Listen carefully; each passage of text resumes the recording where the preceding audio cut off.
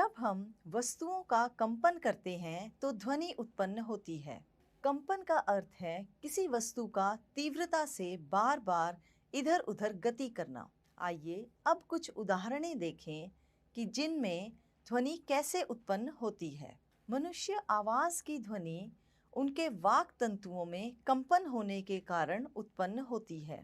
जब कोई पक्षी अपने पंख को फड़फड़ाता है तो आप ध्वनि सुनते हैं। वाद्य यंत्र विभिन्न प्रकार की ध्वनि उत्पन्न करते हैं।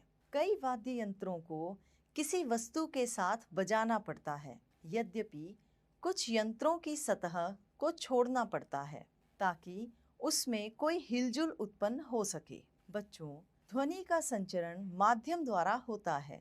स्रोत से उत्पन्न होकर ध्वनि सुनने वाले के पास किसी माध्यम द्वारा पहुंचती है। मान लीजिए कि यहाँ ध्वनि का स्रोत स्पीकर की आवाज है। माध्यम जिस द्वारा ध्वनि पहुंचती है वह वायु है और ध्वनि सुनने के लिए कान है। जब कोई वस्तु कंपन करती है तो यह अपने चारों ओर माध्यम के कणों में भी कंपन उत्पन्न कर देती है। सबसे पहले कंपन कर रही वस्तु के संपर्क में रहने वाले माध्यम के कण अपनी संतुलित अवस्था से विस्थापित होते हैं। ये कण अपने समीप कणों पर बल लगाते हैं, जिसके फलस्वरूप निकटवर्ती कण अपनी विराम अवस्था से विस्थापित हो जाते हैं। निकटवर्ती कणों को विस्थापित करने प्रारंभिक कण अपनी मूल अवस्थाओं में वापस लौट आते हैं। माध्यम में यह प्रक्रिया तब तक चलती रहती है जब तक कि ध्वनि आपके कानों तक नहीं पहुंच जाती है। माध्यम में कणों का गति करना ध्वनि तरंगों की पहचान है और इसलिए इन्हें यांत्रिक तरंगें कहते हैं। ध्वनि के संचरण के लिए वायु सबसे अधिक सामान्य माध्यम है। जब कोई कंपमान वस्तु आगे की ओर कंपन करती है तो अपने सामने की वायु को धक्का देकर संपीड़ित करती है और इस प्रकार एक उच्च दाब का क्षेत्र उत्पन्न होता है। इस क्षेत्र को संपीड़न या दाब कहते हैं। जब कंपमान वस्तु पीछे की ओर कंपन करती है तो एक निम्न दाब का क्षेत्र उत्पन्न होता है, जिसे विरलन कहते हैं। संपीड़न उच्च दाब का क्षेत्र है और विरलन निम्न दाब का क्षेत्र है। इस चित्र में ध्यान से देखें। ट्यूनिंग फोर्क वायु के माध्यम में संपीड़न और विरलन उत्पन्न करते हुए दिखाया गया है। सी क्षेत्र संपीड़न और आर क्षेत्र विरलन को दर्शा रहा है। ध्वनि संचरण के लिए माध्यम की आवश्यकता होती है। कांच का गिलास लीजिए, उसमें एक विद्युत घंटी रखिए जिसकी स्विच आपके हाथ में हो। गिलास को वैक्यूम पंप के साथ जोड़ें। अब घंटी की स्विच ऑन करें और देखें कि क्या आपको घंटी की आवाज़ सुनाई देती है। हाँ, घंटी की आवाज़ सुनाई दे रही है। अब वैक्यूम पंप को चला दें और घंटी को भी ऑन कर दें। आप क्या देखते हैं कि घंटी की आवाज़ धीमी हो रही है और कुछ समय बाद घंटी की आवाज़ सुनाई देना बंद कर देती है। बच्चों, ऐसा क्यों हुआ? वैक्यूम पंप ने गिलास में से सारी वायु खींचकर निर्वात बना दिया और वायु के ना होने के कारण घंटी की आवाज़ सुनाई देना बंद हो जाती है। बच्चों, इससे यह पता चलता है कि ध्वनि के संचरण के लिए कोई ना कोई माध्यम होना आवश्यक है। ध्वनि तरंगें अनुदैर्घ्य अथवा लॉन्गिट्यूडिनल तरंगें हैं, अर्थात तरंगें जिनमें माध्यम के कण एक स्थान से दूसरे स्थान तक गति नहीं करते, लेकिन अपनी विराम अवस्था से आगे पीछे ढोलन करते हैं। कणों का विस्थापन विक्षोभ के संचरण की दिशा के समांतर होता है। यह तरंगें तीनों माध्यम ठोस, द्रवों और गैसों में बन सकती हैं। उदाहरण के लिए, जब हम सितार की तारें छेड़ते हैं तो वायु में बनने वाली तरंगें अनुदैर्घ्य बनती हैं। एक अन्य तरंग भी है जिसे अनुप्रस्थ अथवा ट्रांसवर्स तरंग कहते हैं। ट्रांसवर्स तरंग वह है जिसमें माध्यम के कण अपनी मध्य स्थितियों पर तरंग के संचरण की दिशा के लंबवत गति करते हैं। ध्वनि तरंग के अभिलक्षण। ध्वनि तरंग का विवरण निम्नलिखित अभिलक्षण के आधार पर कर सकते हैं। आवृत्ति अर्थात फ्रीक्वेंसी, आयाम अर्थात एम्पलीट्यूड, वेग अर्थात स्पीड। तरंग ग्राफ। शिखर अधिकतम संपीड़न के क्षेत्र को प्रदर्शित करता है। इन्हें वक्र के ऊपरी भाग में दिखाया जाता है। घाटी विरलन के क्षेत्र को प्रदर्शित करता है। इन्हें वक्र के निम्न भाग से दिखाया गया है। शिखर को तरंग का श्रृंग तथा घाटी को गर्त कहा जाता है। तरंग दैर्घ्य। दो क्रमागत संपीड़नों अथवा दो क्रमागत विरलनों के बीच की दूरी तरंग दैर्घ्य कहलाती है। इसे ग्रीक अक्षर लैम्डा से निरूपित किया जाता है। इसका एसआई मात्रक मीटर है। आवर्तकाल अर्थात टाइम पीरियड। दो क्रमागत संपीड़नों या दो क्रमागत विरलनों को किसी निश्चित बिंदु से गुजरने में लगे समय को तरंग का आवर्तकाल कहते हैं। इसे टी अक्षर से निरूपित करते हैं।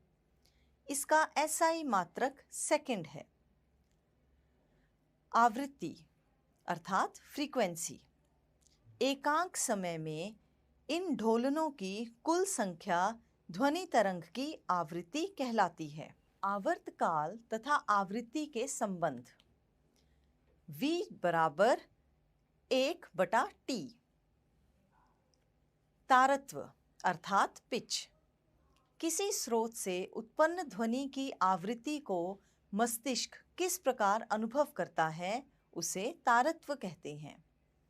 किसी स्रोत का कंपन जितनी शीघ्रता से होता है, आवृत्ति उतनी ही अधिक होती है और उसका तारत्व भी अधिक होता है। जिस ध्वनि का तारत्व कम होगा, उसकी आवृत्ति भी कम होगी।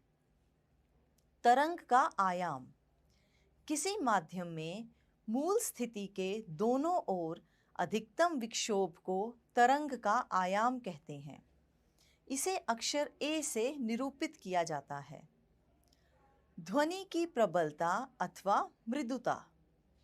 ध्वनि की प्रबलता अथवा मृदुता का अनुमान इसके आयाम से ज्ञात किया जाता है। धीमी ध्वनि का आयाम कम होता है क्योंकि इसमें बल कम लगता है। तेज ध्वनि का आयाम अधिक होता है क्योंकि इसमें बल अधिक लगता है। गुणता अर्थात टिम्बर। यह ध्वनि का वह अभिलक्षण है जो हमें समान तारत्व तथा प्रबलता की दो ध्वनियों में अंतर करने में सहायता करता है। वह ध्वनि जो मन को अधिक अच्छी लगे, उसको अधिक गुणता वाली ध्वनि कहते हैं। टोन, स्वर और शोर। एकल आवृत्ति की ध्वनि को टोन कहते हैं। अनेक आवृत्तियों के मिश्रण से उत्पन्न ध्वनि को स्वर कहते हैं। शोर वह ध्वनि जो कर्णप्रिय ना हो। तरंग वेग। तरंग के किसी बिंदु जैसे एक संपीड़न या एक विरलन द्वारा एकांक समय में तय की गई दूरी तरंग वेग कहलाती है। वेग बराबर दूरी बटा समय, जिसे हम v बराबर लैम्डा बटा t से दर्शाते हैं, जहाँ पे लैम्डा जो है वो तरंग दैर्घ्य दर्शाता है, t जो है वो तरंग का आवर्तकाल है। v जमा लैम्डा वेग बराबर तरंग दैर्घ्य गुणा आवृत्ति। विभिन्न माध्यमों में ध्वनि की चाल। ध्वनि की चाल उस माध्यम के गुणों पर निर्भर करती है जिसमें ये संचरित होती है। ध्वनि की चाल ठोसों में, द्रवों और गैसों से अधिक होती है। जैसे एल्यूमीनियम में ध्वनि की चाल 6420 मीटर पर सेकंड है। समुद्री जल में 1531 मीटर पर सेकंड और हाइड्रोजन में 1284 मीटर पर सेकंड होती है। ध्वनि का परावर्तन। जब ध्वनि किसी माध्यम से गुजरकर किसी ठोस या द्रव की सतह से टकराकर वहां से परावर्तित हो जाती है, उसे ध्वनि का परावर्तन कहते हैं। यह परावर्तन नियमों का पालन करता है। पहले नियम के अनुसार आपाती कोण और परावर्ती कोण बराबर होते हैं। आइए इसे एक क्रिया द्वारा समझें। दो एक जैसे पाइप लीजिए, इन्हें दीवार के निकट किसी मेज पर लगाएं। एक पाइप के खुले सिरे के पास एक घड़ी रखिए तथा दूसरे पाइप की स्थिति इस प्रकार रखें कि आपको घड़ी की ध्वनि अच्छी प्रकार स्पष्ट रूप से सुनाई दे। हम देखेंगे कि आपाती कोण और परावर्तित कोण बराबर हैं। दूसरा नियम बताता है कि आपाती ध्वनि की दिशा परावर्ती ध्वनि की दिशा और लंब एक ही तल में होते हैं। एक दाईं ओर की पाइप को ऊर्ध्वाधर दिशा में थोड़ी सी ऊंचाई तक उठाइए और अब घड़ी की आवाज सुनाई नहीं देती। ये इसलिए क्योंकि परावर्ती ध्वनि का तल बदल गया है। प्रतिध्वनि और अनुरणन। प्रतिध्वनि और अनुरणन। यदि किसी परावर्तक वस्तु जैसे किसी इमारत अथवा पहाड़ के निकट यदि आप जोर से ताली बजाएं तो आपको कुछ समय पश्चात वही ध्वनि फिर से सुनाई देती है। इसे प्रतिध्वनि कहते हैं। स्पष्ट प्रतिध्वनि सुनने के लिए मूल ध्वनि तथा परावर्तित ध्वनि के बीच कम से कम 0.1 सेकंड का समय अंतराल अवश्य होना चाहिए। यदि ध्वनि की चाल 344 मीटर पर सेकंड है तो ध्वनि द्वारा 0.1 सेकंड में 34.4 मीटर की दूरी तय की गई है। इसलिए स्पष्ट प्रतिध्वनि सुनने के लिए अवरोधक की ध्वनि स्रोत से न्यूनतम दूरी ध्वनि द्वारा तय की गई कुल दूरी की आधी अर्थात 17.2 मीटर अवश्य होनी चाहिए। यदि ध्वनि स्रोत और अवरोधक में दूरी 17.2 मीटर से कम हो तो ध्वनि उत्पन्न होने के पश्चात बार बार सुनाई देती है। यह बार बार परावर्तन जिसके कारण ध्वनि निरंतर बनी रहती है, इसे अनुरणन कहते हैं। किसी बड़े हॉल में उत्पन्न होने के बाद ध्वनि दीवारों, छतों और फर्श से बार बार परावर्तन के कारण काफी समय तक बनी रहती है, जब तक यह इतनी धीमी ना हो जाए कि यह सुनाई ही ना दे। यहाँ से यह पता चलता है कि अनुरणन में परावर्तन बार बार होता है, यद्यपि प्रतिध्वनि में एक बार परावर्तन होता है। किसी सभा भवन में या बड़े हॉल में अत्यधिक अनुरणन अत्यंत अवांछनीय है। इसको कम करने के लिए सभा भवन की छतों तथा दीवारों पर ध्वनि अवशोषक पदार्थों जैसे संपीड़ित फाइबर बोर्ड, खुरदरे प्लास्टर अथवा पर्दे का उपयोग किया जाता है। ध्वनि के बहुल परावर्तन के उपयोग।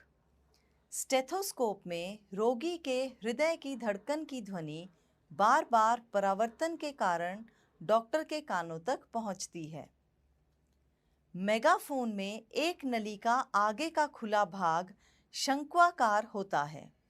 यह स्रोत से उत्पन्न होने वाली ध्वनि तरंगों को बार बार परावर्तित करके श्रोताओं की ओर आगे की दिशा में भेज देता है। कॉन्सर्ट हॉल, सम्मेलन कक्षों तथा सिनेमा हॉल की छतें वक्राकार बनाई जाती हैं, जिससे कि परावर्तन के पश्चात ध्वनि हॉल के सभी भागों में पहुंच जाए। श्रव्यता का परिसर। मनुष्यों में ध्वनि की श्रव्यता का परिसर लगभग 20 हर्ट्ज से लेकर 20,000 हर्ट्ज तक होता है। 20 हर्ट्ज से कम आवृत्ति की ध्वनियों को अवश्रव्य ध्वनि कहते हैं। 20,000 हर्ट्ज या 20 किलोहर्ट्ज से अधिक आवृत्ति की ध्वनियों को पराश्रव्य ध्वनि या पराध्वनि कहते हैं। पराध्वनि के अनुप्रयोग। उद्योगों तथा चिकित्सा के क्षेत्र में पराध्वनियों का बड़े स्तर पर उपयोग किया जाता है। पराध्वनियां अवरोधों की उपस्थिति में भी एक निश्चित पथ पर गमन करती रहती हैं। डॉक्टरों द्वारा अल्ट्रासोनोग्राफी का उपयोग गर्भकाल में भ्रूण की जांच तथा उसके जन्मजात दोषों तथा उसकी वृद्धि की अनियमितताओं का पता लगाने में किया जाता है। पराध्वनि तरंगों का उपयोग धातु के ब्लॉकों में दरारों तथा अन्य दोषों का पता लगाने के लिए किया जाता है।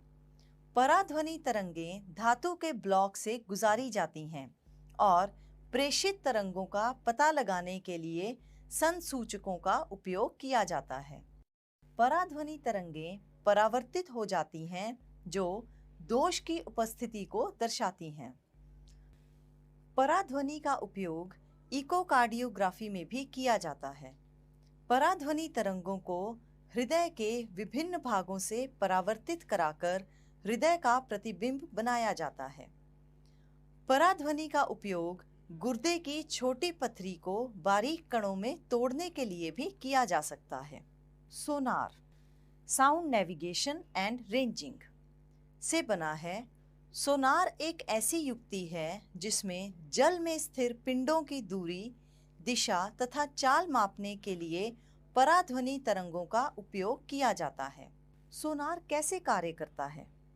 सोनार में एक प्रेषित तथा एक संसूचक होता है और इसे किसी नाव या जहाज में लगाया जाता है। प्रेषित पराध्वनि तरंगें उत्पन्न तथा प्रेषित करता है। ये तरंगें जल में चलती हैं तथा समुद्र तल में पिंड से टकराने के पश्चात परावर्तित होकर संसूचक द्वारा ग्रहण कर ली जाती हैं। संसूचक पराध्वनि तरंगों को विद्युत संकेतों में बदल देता है, जिनकी उचित रूप से व्याख्या कर ली जाती है।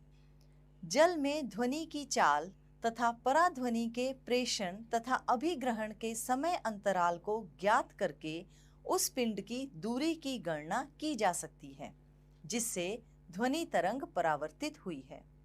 मान लीजिए पराध्वनि संकेत के प्रेषण तथा अभिग्रहण का समय अंतराल t है तथा समुद्री जल में ध्वनि की चाल v है। अब सतह से पिंड की दूरी 2d होगी। तो d बराबर v गुणा t होगा। दूरी बराबर चाल गुणा समय बटा 2। सोनार की तकनीक का उपयोग समुद्र की गहराई ज्ञात करने तथा जल के अंदर स्थित चट्टानों, घाटियों, पनडुब्बियों, हिमशैल, डूबे हुए जहाज आदि की जानकारी प्राप्त करने के लिए किया जाता है। मानव कर्ण की संरचना। हम कैसे सुनते हैं?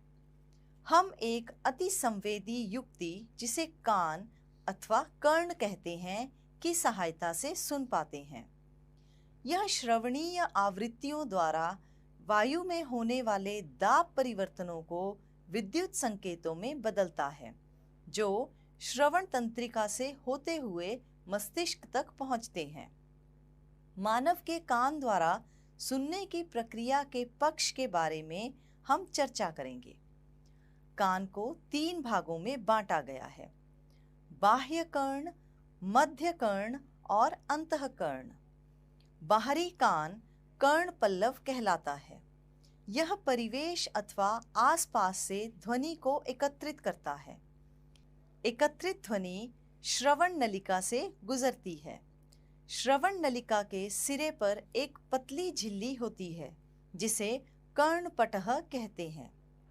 जब माध्यम के संपीड़न कर्णपटह तक पहुंचते हैं तो झिल्ली के बाहर की ओर लगने वाला दाब बढ़ जाता है और यह कर्णपटह को अंदर की ओर दबाता है। इसी प्रकार विरलन के पहुंचने पर कर्णपटह बाहर की ओर गति करता है। इस प्रकार कर्णपटह कंपन करता है। मध्य कर्ण में विद्यमान 3 हड्डियां मुग्धरक, निहाई तथा वलयक, जिसे स्टिरअप भी कहते हैं, जो इन कंपनों को कई गुना बढ़ा देती है। मध्य कर्ण ध्वनि तरंगों से मिलने वाले इन दाब परिवर्तनों को आंतरिक कर्ण तक संचरित कर देता है। आंतरिक कर्ण में कर्णावर्त अर्थात कॉक्लिया द्वारा दाब परिवर्तनों को विद्युत संकेतों में परिवर्तित कर दिया जाता है। इन विद्युत संकेतों को श्रवण तंत्रिका द्वारा मस्तिष्क तक भेज दिया जाता है और मस्तिष्क इनकी ध्वनि के रूप में व्याख्या करता है। दोहराई। जब कोई वस्तु कंपन करती है तो ध्वनि उत्पन्न होती है। स्रोत से उत्पन्न होकर ध्वनि सुनने वाले के पास किसी माध्यम द्वारा पहुंचती है। ध्वनि माध्यम के विरलनों तथा संपीडनों के रूप में संचरित होती है। ध्वनि निर्वात में संचरित नहीं हो सकती। ध्वनि तरंगों को अनुदैर्घ्य या लॉन्जिट्यूडिनल तरंगे कहते हैं। ध्वनि का परावर्तन के नियम अनुसार ध्वनि के आपाती कोण और परावर्तन कोण बराबर हैं। स्पष्ट प्रतिध्वनि सुनने के लिए अवरोधक की ध्वनि स्रोत से दूरी 17.2 मीटर होनी आवश्यक है। यदि 17.2 मीटर से दूरी कम हो तो बार बार परावर्तन के कारण अनुरणन सुनाई देती है। ध्वनि के परावर्तन का उपयोग मेगाफोन, हॉर्न, तूर्य, स्टेथोस्कोप तथा कॉन्सर्ट हॉल की छतें वक्राकार बनाने के लिए होता है। मानव में ध्वनि श्रव्यता का परिसर 20 हर्ट्ज से 20,000 हर्ट्ज है। 20 हर्ट्ज से कम आवृत्ति की ध्वनियों को अवश्रव्य ध्वनि और 20,000 हर्ट्ज से अधिक आवृत्ति की ध्वनियों को पराश्रव्य ध्वनि या पराध्वनि कहते हैं। पराध्वनि का उपयोग उद्योगों और चिकित्सा के क्षेत्र में होता है। सोनार का प्रयोग समुद्र की गहराई पता करने के लिए किया जाता है। हम एक अतिसंवेदी युक्ति, जिसे कान कहते हैं, की सहायता से सुन पाते हैं। बच्चों, अब मैं आपसे कुछ प्रश्न पूछूंगी और मुझे आशा है कि आप सबको इनके उत्तर आते ही होंगे। संपीडन और विरलन में अंतर बताओ। जब कोई कंपमान वस्तु आगे की ओर कंपन करती है तो अपने सामने की वायु को धक्का देकर संपीडित करती है और इस प्रकार एक उच्च दाब का क्षेत्र उत्पन्न होता है। इस क्षेत्र को संपीडन या दाब कहते हैं। जब कंपमान वस्तु पीछे की ओर कंपन करती है तो एक निम्न दाब का क्षेत्र उत्पन्न होता है, जिसे विरलन कहते हैं। मेरा अगला प्रश्न, हमें प्रतिध्वनि हर जगह पर सुनाई क्यों नहीं देती? प्रतिध्वनि सुनने के लिए अवरोधक की ध्वनि स्रोत से दूरी 17.2 मीटर होनी चाहिए।